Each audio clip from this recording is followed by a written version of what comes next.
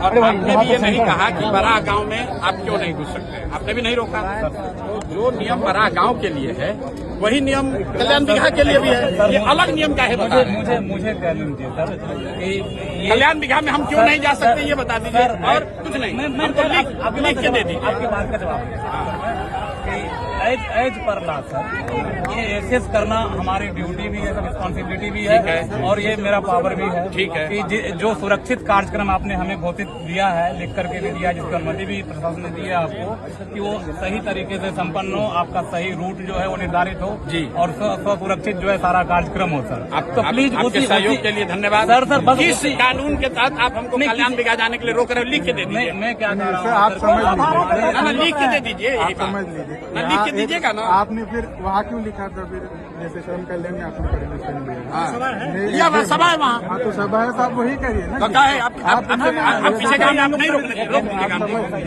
आप रोक दीजिएगा सर। मेरी बात आप हमको रोक दीजिएगा। आप भी एसडीएम है, तो आप यहाँ हमको गाँव में हमको आने के लिए आपसे परमिशन लेना पड़ेगा। आपने कहा नहीं, आप एसडीएम हो तो आप परमिशन तो लॉ एंड ऑर्डर होगा तो आप कौन जिम्मेदार है?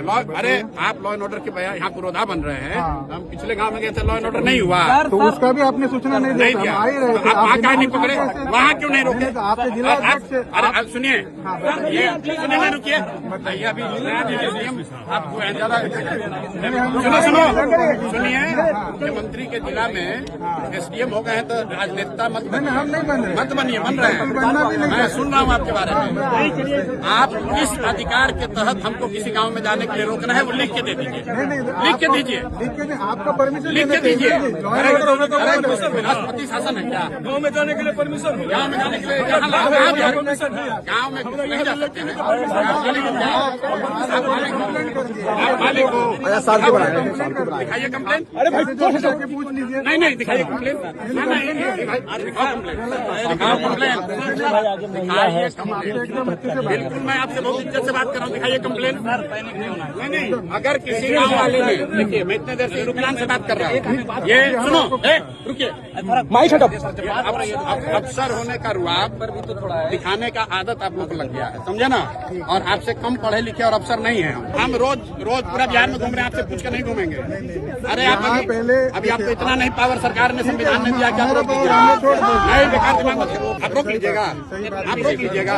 सही बात आप हमको समझाओगे। डीएम साहब से बात करो, प्लीज। अगर आपको उलझना है, नहीं सर, क्यों उलझना चाहते हो आप? इससे बचाना आपका भी काम है। आपको दिक्कत ना हो जो इसलिए। अरे हमारी दिक्कत है, चिंता मत करो, आप लिख के दे दीजिए, हम चले जाएंगे।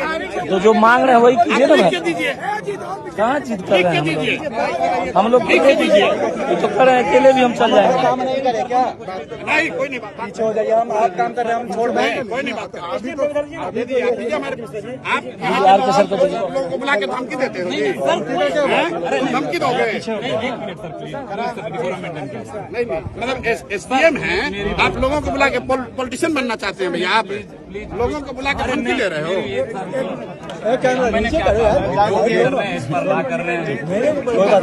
लॉ ब्रेक करने वाले लोग नहीं है। अरे मेरे भाई, हम लोग लॉ ब्रेक करने वाले लोग नहीं है।